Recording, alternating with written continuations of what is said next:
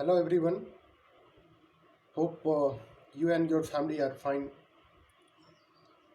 So this is the third lecture in the series of globalization, and in this lecture we are going to understand globalization with reference to the political process and cultural process. We are going to understand two important thinkers for that matter. One is Robertson and another one is Ridger. So we'll talk later uh, about their works. But the contemporary phase of globalization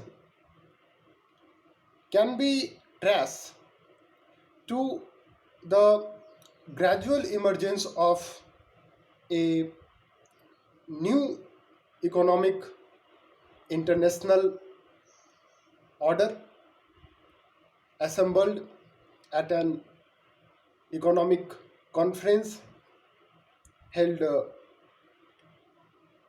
the end of the World War II in the sleepy New England town of Bretton Woods. And Bretton Woods meeting was quite important in terms of emergence of the global governance. Bretton Woods also set the institutions or the institutional foundations for the establishment of three new international economic organizations. And these three economic institutions set the agendas in terms of economic development of all nations. What are the three institutions? The first is the International Monetary Fund. It was created to administer the international monetary system. The second one is the International Bank for Reconstruction and Development, later known as the World Bank, was initially designed to provide loans for Europe post-war reconstruction. And by 1980s, British Prime Minister Margaret Thatcher, you know, she was the first Prime Minister of Britain, and one of the important thing that you should know about her is a historical statement made by her, and she said there is no thing called society, right? That was the famous statement, because she was also the great advocate of globalization, and she had deep love for the market dominated world. Along with her, the US President Ronald Reagan led the new liberal revolution against Keynesianism. Keynesian was a great economist, and you must have gone through his work. So these two thinkers constantly linking the notion of globalization to the liberalization of economic around the world, means a state should give up its responsibility in terms of economic development. That is the whole agenda behind this construction of global governance, right? And this new liberal economic order received further legitimation with the 1989 or 90 collapse of communism in the Soviet Union. You know, during the Cold War, the world was divided into two camps. One was led by America, who loved the idea of capitalism. Another world was led by Soviet Union, Russia, who loved the idea of socialism. With the collapse of communism, socialism was defeated by capitalism, right? Later, we can see Eastern European development related to globalization has been the internationalization of trade and finance,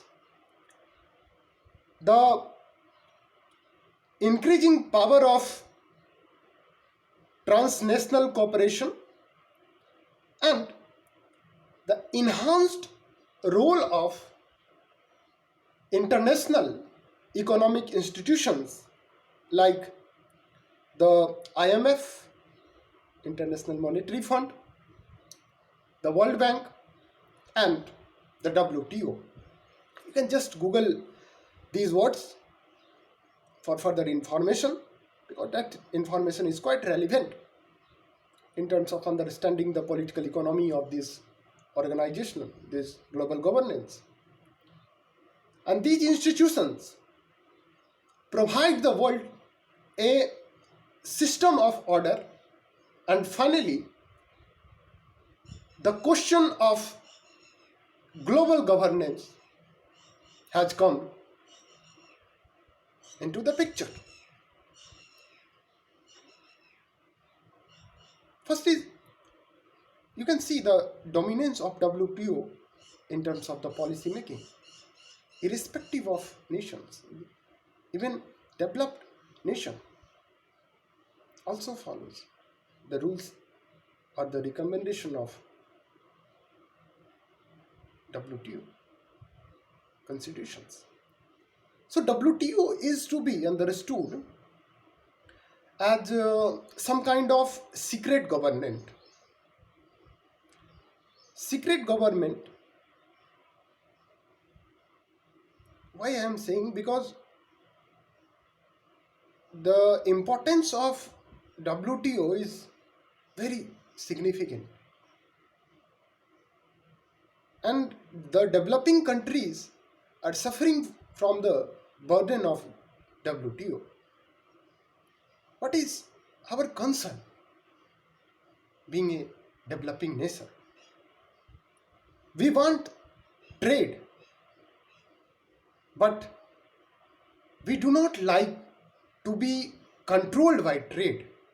And if you read the history of WTO, how it disadvantages the economy of developing countries and how it benefits the economies of developed countries, right? Then you will understand the whole political economy behind the construction of WTO.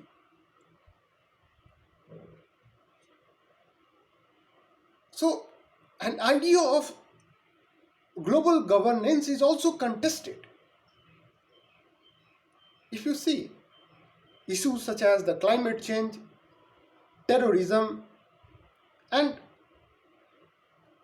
social movement, of course, they do not bother about borders. We have many NGOs like Greenpeace, Amnesty International. We have various grouping of nations like European Union, G20, G7, UNO, basically all these institutions decreases the latitude of local. So nation state is not so relevant in the time of globalization that it used to be at the time of 90s 30 1945 1950s, right? On that time we used to think like a nationalist, but right now you have to think like a globalist, right? Because the world is changing, right? But if you scrutinize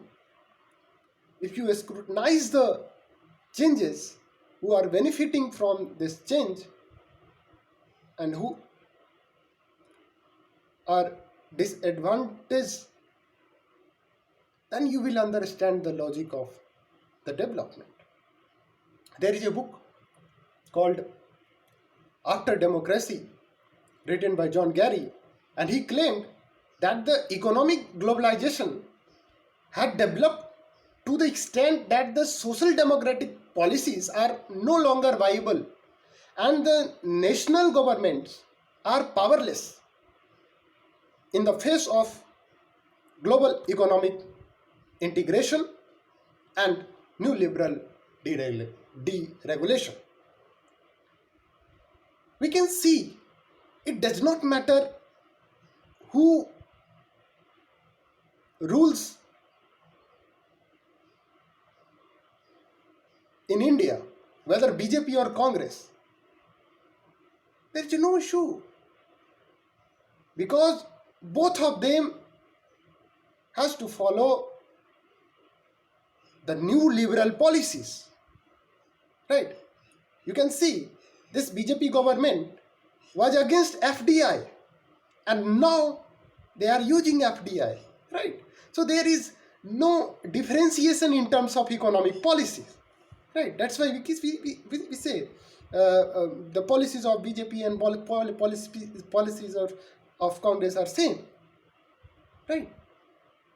Irrespective of their ideologies are different, but their economic policies are same, right? Why? Because the new liberalism rules the national economic policies, right?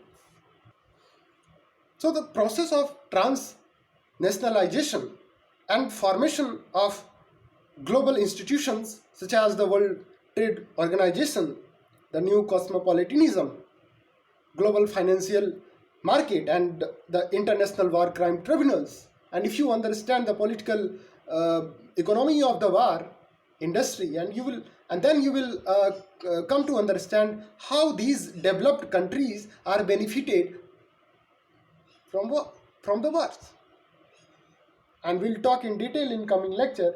So before discussing the political aspect of globalization, let me come to the sociological views of globalization.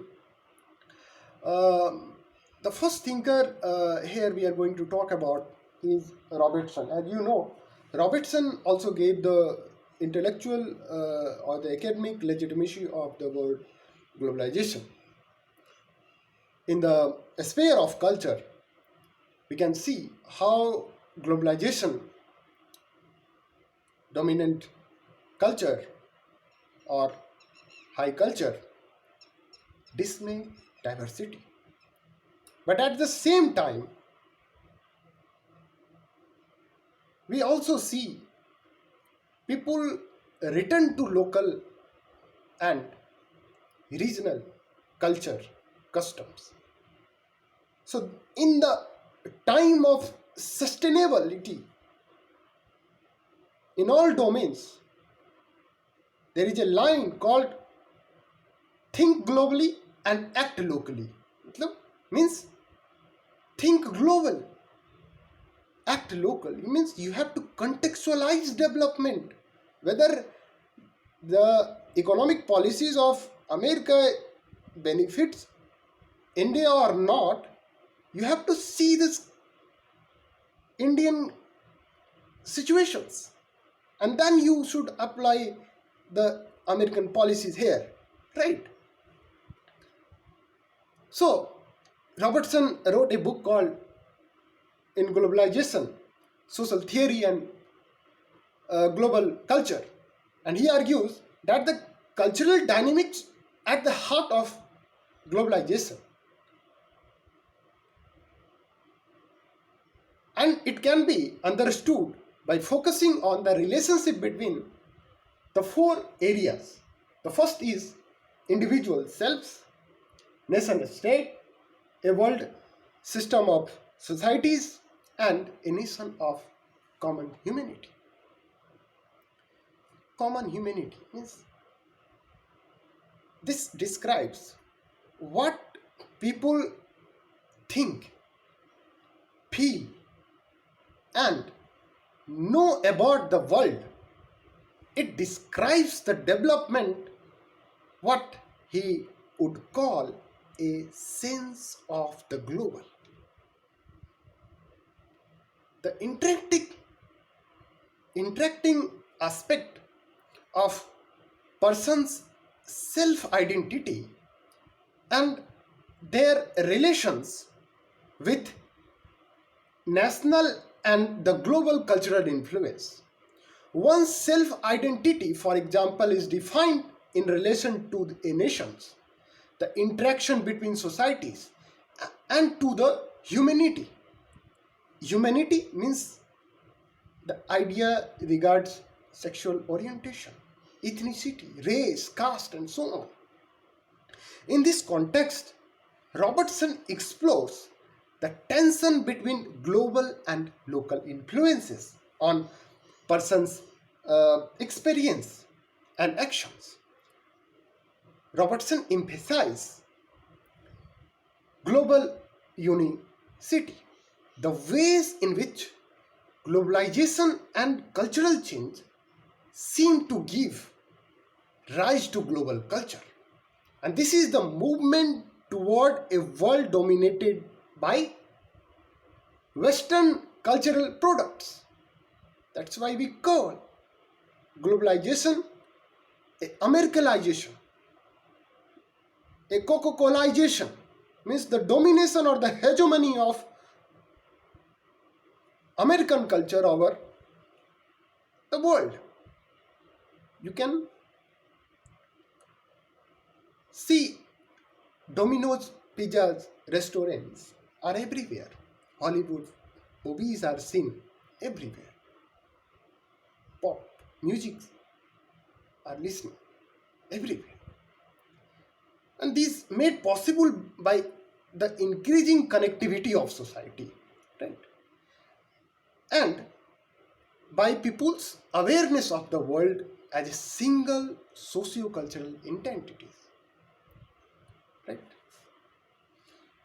But Robertson incorporates another dimension of this homogenization process, and he mixing global and local to reflect how the global and local relate and intermix. This intermixing process is popularly termed as globalization. The concept has developed from the practices of international companies and their strategy of taking global products and adapting it to the local market. That's why, because Hindus do not eat beef, that's why burger do not use beef products, right? So you can see the change of marketing strategy, right? So as far as the Robertson understanding of globalization is concerned, Robertson says globalization as a concept refers both to the compression of the world and the intensification of consciousness, the world as a whole, right? So you can see the globalization is also important phenomena. You can see the hip hop or the rap music. uh, People are using that music uh, in local like Bhojpuri film or even Hindi film. So this is the example of globalization. Popularity of Indian yoga and group cult. If you go to the West, people are happy to listen Indian sadhus, Indian gurus. People are accepting Buddhism for the peace. So this, you can see globalization in terms of westernization or Americanization. And we, another connotation is, you can also see the um, uh, dominance of or the popularity of um, customs uh, who are very local in that sense, right? Um, Many examples can be given, like UK Premier League football, soccer, or Manchester United Football Club is owned by American family. Manchester City Football is owned by a sheikh who lives in Abu Dhabi, right? And uh, Chesla Football Club is owned by a Russian billionaire, right? So the popularity of football is to be understood as a process of globalization, as a process of Americanization. But we can see the twist of uh, globalization in terms of popularity of the local culture, right? If you see the design of Singapore architecture, you will find they used their local architectural configuration with American architects, and you will find a very different manifestation of globalization in that sense, in terms of infrastructure development, right? Another important thinker is Richard, and Richard gave the term McDonaldization. McDonaldization means, it's a, again, talks about a very different or dominance of Western culture, American culture over the world. Uh, so there are five important components of McDonaldization. The first is efficacy, calculability, predictability, control, and the ultimate irrationality of the formal rationality.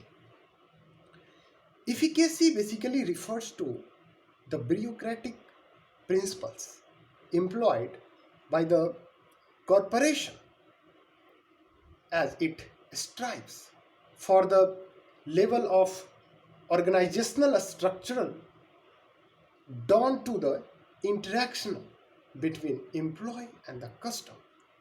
To find the optimum means to an end. For example, food uh, preparation, burgers are assembled, cooked, and uh, distributed in an assembly line fashion, because this is the most efficient way, right? Not only this is true in terms of taking time taken to prepare food, but also a space necessary for doing so. Moreover, the physical layout of McDonald restaurant is designed in such a way that employees and customers alike behave in efficacy manner, right? So the culture of efficacy is cultivated and motivated by staff adhering to the strict series of standardized norm, regulation, rules, and operation procedures. Second important component of McDonaldization is calculability, which refers to the things are counted and quantified. In particular, there is a tendency to emphasize a Big Mac over quality. And Ridger here notes that many aspects of work of employees at McDonald's are timed, right? So if you give the order to Domino's Pizza, they have to come within 30 minutes. Otherwise, you can cancel the order. And so they have to drive fastly. So the occurrence of accident can be increased for that matter, right? But this is the logic of capitalism. Capitalism works with risk, right? if if that person cannot reach that place within 30 minutes, his or her order can be cancelled, right? And he or she will be penalized for that matter. So this is the calculability of time, this is the calculability of life. Because fast restaurant food, fast paced restaurant, nature of the restaurant environment intended to ensure the maximum productivity, right? Third important criteria is um, predictability, which affects the food products restaurant design and employee and customer interactions, irrespective of geographical setting or the time of day or night. When customer enter a restaurant, they want to know what to expect, and knowing what it is they want, where to find the menu, and how to order, they will be able to pay, eat, and live.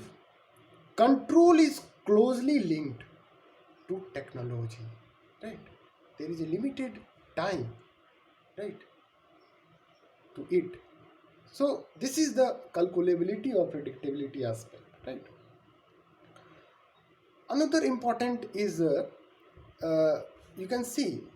So you can see Ridger emphasize the dehumanizing effects. Uh, the McDonald model has both the employees and the customer, right?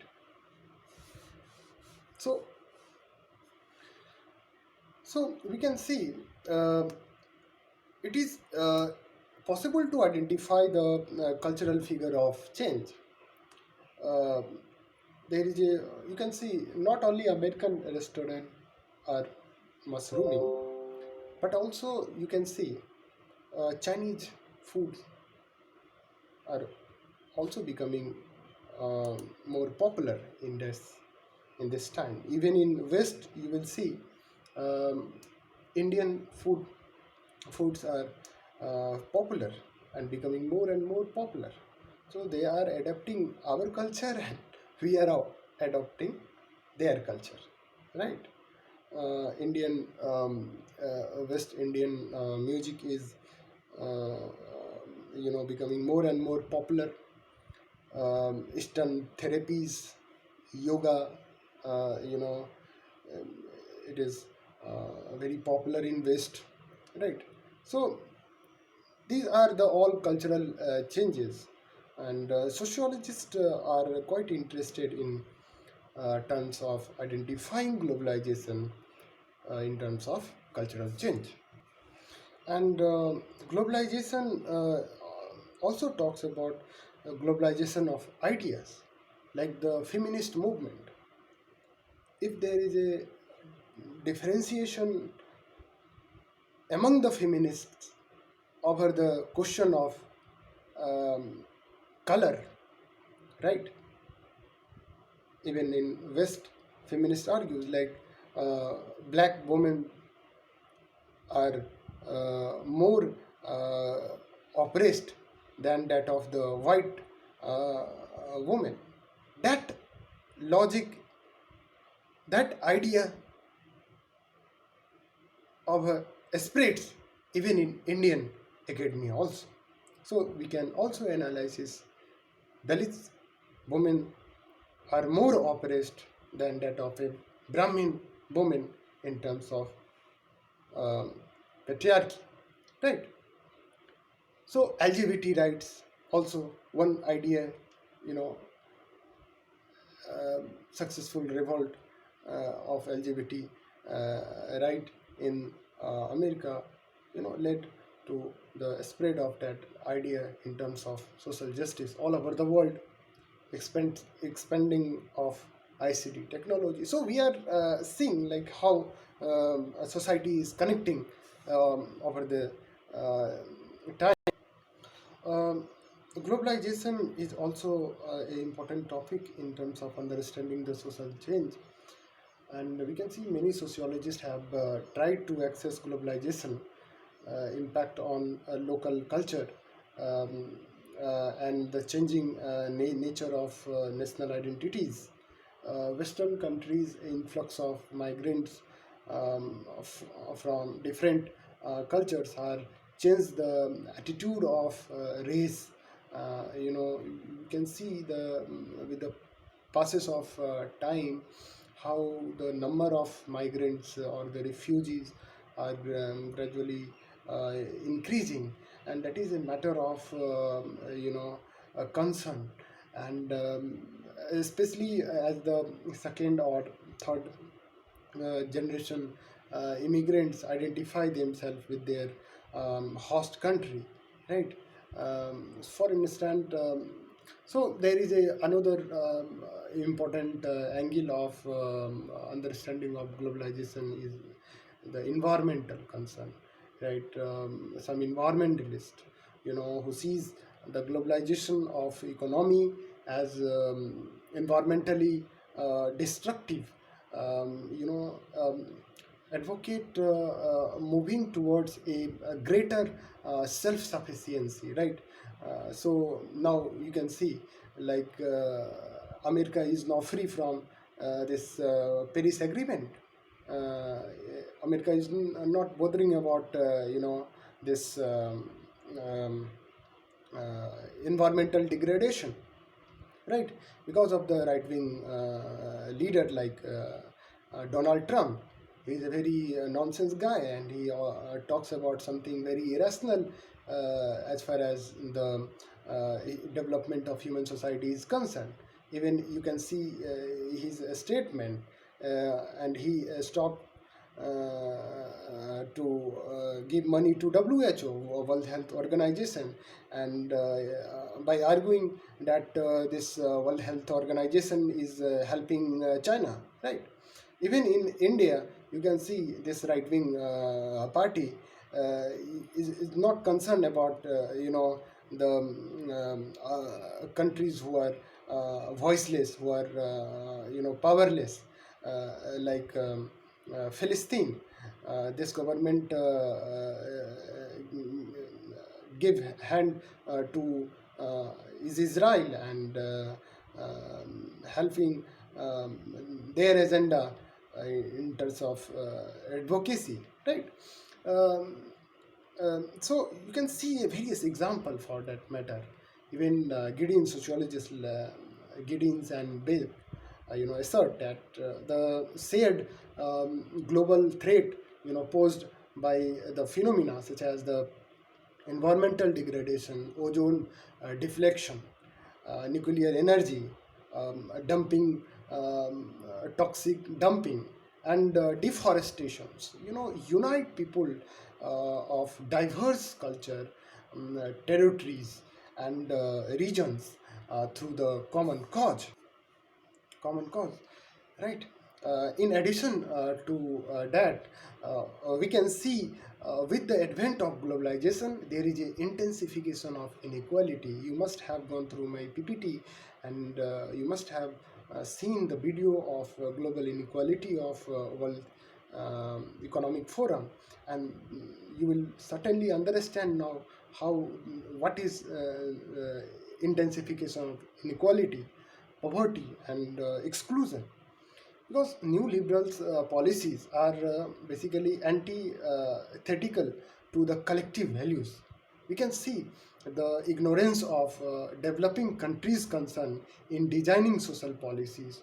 Globalization has contributed to a distribution of labor market owing to labor wages, competition, contractual nature of employment, and other disruption range from loss of livelihood to labor rights erosion to damaged cultural values and loss of political participation.